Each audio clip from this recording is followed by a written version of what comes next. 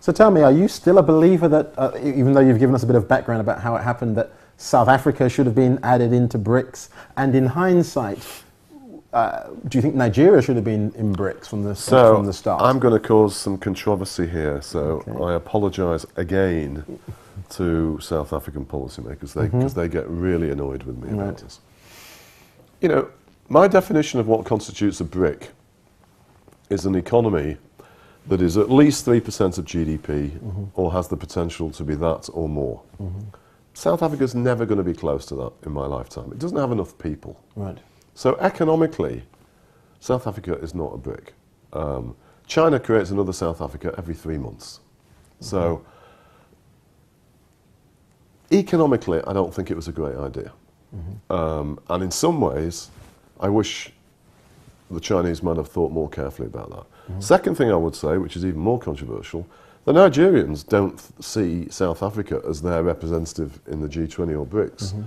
As I'm sure you're probably aware, there's a strong possibility sometime in coming weeks, revisions to Nigerian GDP will make Nigeria bigger in South Africa. We're going to talk about that just now as well. So the idea that South Africa is sort of like the representative for sub-Saharan Africa is not accepted in an important place like Abuja. Okay.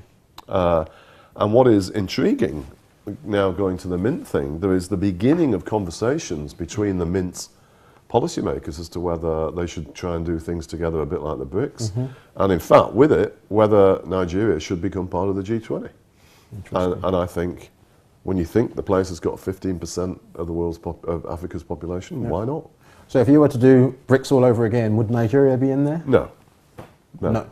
Because it doesn't have the potential to become 3% of GDP in my lifetime. Right. It could get reasonably close, Yeah.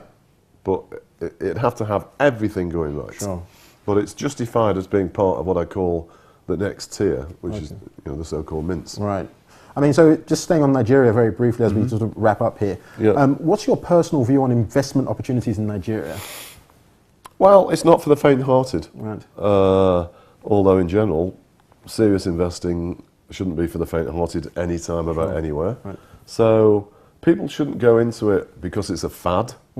People should go into it knowing that they may lose a lot of their capital. Right. Because it's higher risk. But I'm a strong believer that higher risk does equate to higher return. So for investors to risk some small part of their capital, I think it's increasingly a pretty sensible thing to do.